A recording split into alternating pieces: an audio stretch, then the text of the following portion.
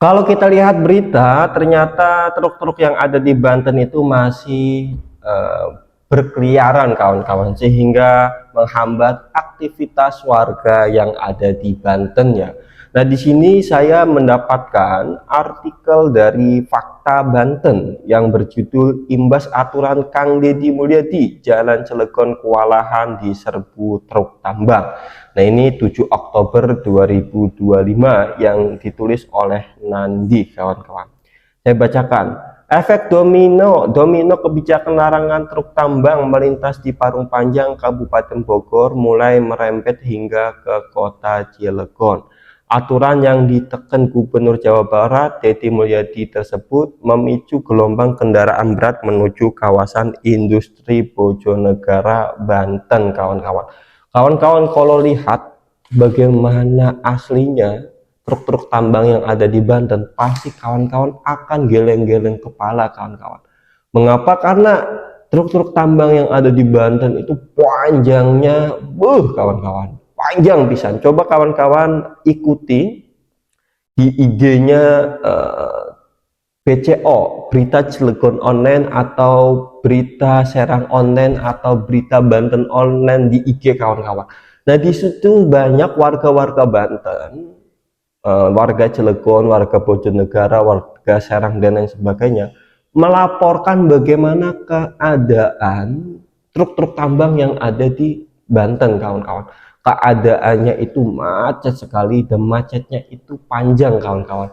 Nah, sampai-sampai ada salah satu warga Banten yang ya laporannya itu, Kang Deddy Mulyadi, gimana ini nggak ada tindakan dari Gubernur Banten. Ada yang sampai melaporkan ke Kang Deddy Mulyadi secara langsung, kawan-kawan. Ya, semoga saja sih pemerintahan Banten bisa memecahkan permasalahan ini dengan bijaksana ya, kawan-kawan.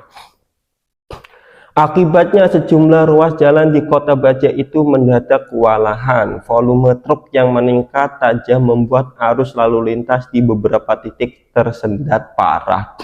Sebagaimana diketahui, larangan truk tambang di Parung Panjang pada pagi hingga siang hari membuat sebagian besar kendaraan berat beralih ke jalur alternatif. Salah satunya melalui rute Serang, Cilegon menuju Bojonegara. Alhasil, ruas-ruas jalan di Cilegon kini menanggung beban lebih berat dari biasanya, kawan-kawan. Nah, saya punya teman, dia pekerjaannya adalah Gojek, kawan-kawan. Saya punya teman di Banten ya, khususnya di Cilegon, dia pekerjaannya adalah Gojek. Saya tanya nih, gimana aktivitas Gojek? Apakah aman? Nggak ada kemacetan? Dia bilang, waduh, di Cilegon, khususnya di Jalan Bojonegara, macetnya panjang katanya, debunya banyak. Terus saya tanya, tahu kenapa? Nggak tahu. Akhirnya saya kasih tahu, itu imbas Kang Deddy Mulyadi menutup truk panjang yang ada di Parung Panjang. Nah, pemerintahan Banten sepertinya belum ada tindakan untuk mengatasi hal ini. Nah, saya katakan seperti itu. Akhirnya dia melihat YouTube saya. Sebagaimana diketahui, larangan truk tambang di Parung Panjang pada pagi, udah itu ya. Alhasil, ruas-ruas jalan di Cilegon kini menanggung beban lebih berat dari biasanya. Kaslantas Polres Cilegon, Pak Ridwan, mengakui peningkatan signifikan terjadi dalam sepekan terakhir.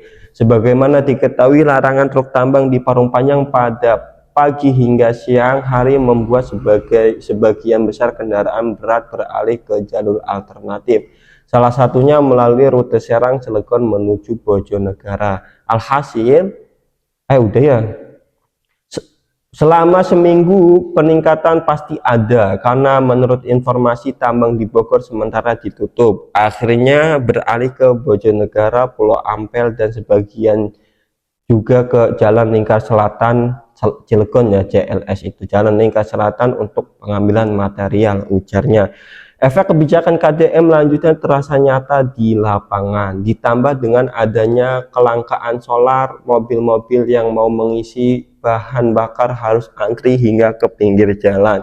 Jadi untuk kendaraan besar yang melintas memang jadi sulit tambahnya. Ridwan tersebut antrian panjang kerap terjadi di beberapa titik rawan tuh. Antrian panjang itu macet kawan-kawannya. Macet, ngantri dan lain sebagainya. Pertama di pom bensin Tegalwangi, kedua di Damkar Grogol Merak. Kalau di Cilegon Timur itu padat pada pagi dan sore jelasnya. Untuk meredam kepadatan, jajaran Satlantas menerjunkan personel tambahan. Setiap hari 6 anggota ditempatkan di Simpang Bojonegara dan 4 unit patroli mobil di Simpul Kemacetan. Kami juga sudah berkirim surat kepada Disub Kabupaten Serang dan Disub Kota Cilegon untuk bantuan tambahan personel, ungkapnya. Nah, ternyata di sini polisi-polisi yang ada di Banten, khususnya di Cilegon Serang,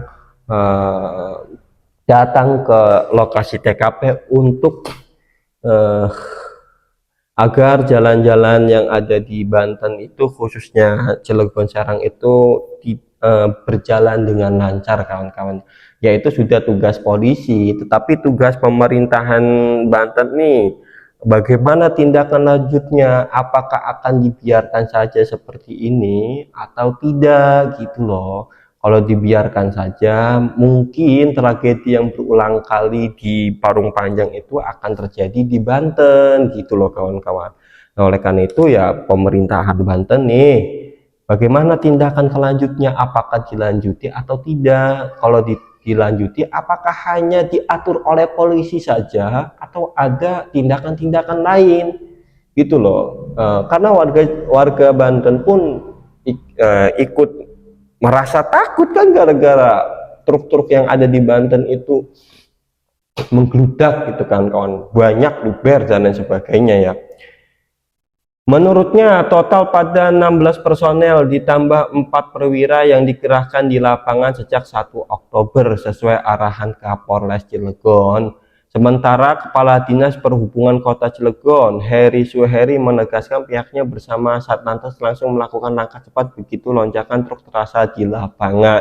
Ya seharusnya sebelum truk terasa di lapangan ya harus ada tindakan lah ya. Mungkin gitulah pokoknya. Atas perintah langsung dari Pak Wali Kota, kami menambah tenaga dan kekuatan di lapangan. Beberapa hari terakhir memang terjadi peningkatan volume lalu lintas yang cukup signifikan, terutama dari truk barang menuju Bojonegara, katanya. Heri memastikan koordinasi intensif antara Dishub dan Satlantas terus dijalankan demi menjaga arus kendaraan tetap terkendali. Ia juga menghimbau para sopir truk agar lebih disiplin. Saran kami, patuhi rambu-rambu lalu lintas, gunakan lajur yang benar, dan ikuti arahan petugas di lapangan. Keselamatan dan kelancaran lalu lintas adalah tanggung jawab kita bersama, tegasnya. Tetapi kalau misalkan dibiarkan saja, meskipun diatur oleh polisi dan lain sebagainya, tragedi-tragedi yang telah terjadi di Parung Panjang itu ya memiliki potensi di Banten kawan-kawan. Nah, saya kan selalu bertanya nih, bagaimana tindakan pemerintahan Banten atau pemerintahan Cilegon atau pemerintahan Serang? Apakah mengatur saja, apakah cara menindaklanjutinya itu polisi mengatur agar tertib doang atau bagaimana kawan-kawan ya? Kalau misalkan truk-truk tambang ini dibiarkan berjalan sebagaimana mestinya meskipun ramai, nah bagaimana tindakan pemerintahan nih agar tragedi kemanusiaan yang ada di Parung Panjang itu tidak terjadi di Banten kawan-kawan. Nah itu yang saya tanyakan kawan-kawan.